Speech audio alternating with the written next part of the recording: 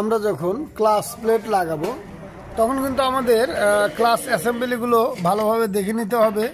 এছাড়া class plate লাগানোর সময় আমাদের কিন্তু ক্লাস প্লেটগুলো এইভাবে গ্লাসের পর রেখে পরীক্ষা করে নিতে হবে ক্লাস প্লেট টাল আছে কিনা।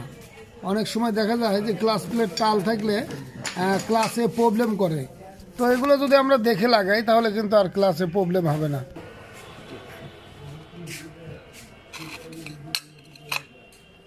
তো আমরা প্রত্যেকটি ক্লাস প্লেট এবং প্রেসার প্লেট এগুলো চেক করে নেব।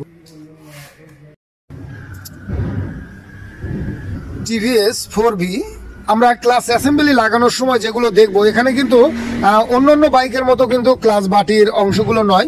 এখানে যেরকম এটা বুশ দেওয়া আছে, এটা কিন্তু এই পাশ দিয়ে যাবে। যখন আমরা ক্লাস বাটি ঢোকাবো তখন কিন্তু এটা এই পাশে আমাদের দিতে হবে, যেহেতু এটা কিন্তু পার হয়ে যায় না, এটা কিন্তু মাঝখানে এসে বাইরে যায়। তো এদিকে কিন্তু আমাদের লক্ষ্য রাখতে হবে। এছাড়া এখানে যে সিস্টেমটা করা আছে এটা কিন্তু এই জায়গাও একই সিস্টেম করা আছে। এই গ্রুপের মধ্যে কিন্তু সেট আপ হবে। এছাড়া এখানে যখন আমরা ক্লাস অ্যাসেম্বলি সেটিং করব তখন কিন্তু এখানে একটা ওয়াশার থাকবে। যখন আমরা এই শ্যাফটের মধ্যে দেব তখন কিন্তু আমাদের দেখতে হবে যে অ্যাকুরেটভাবে ক্লাস বাটিটা যাচ্ছে কিনা। তো এখানে যদি ঠিকমতো ক্লাস বাটি না যায়, আমরা যে জিনিসগুলো করবো সেটা হলো কিক দিয়ে নেব।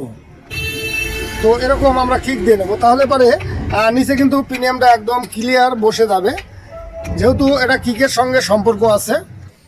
তো যখন অ্যাকুরেটভাবে ক্লাস বাটিটা বসে যাবে তখন কিন্তু এরকম প্রিমিয়ামের সঙ্গে মিলে যাবে। এছাড়া এখানে কিন্তু লক হয়ে যাবে, বাটি টানলেও আসবে না। জোরে টান দিলে বের হয়ে আসবে, কিন্তু এমনি এরকম টান দিলে কিন্তু বের হবে না। এরপর আমরা ওয়াশার দিয়ে ক্লাস অ্যাসেম্বলিটা সেট করব, তাহলে কিন্তু হয়ে যাবে। আর ঠিক এভাবে যদি আমরা দেখে কাজ করি তাহলে কিন্তু আমাদের এটা নিয়ে আর হাল হতে হবে না বা কষ্ট করতে হবে না।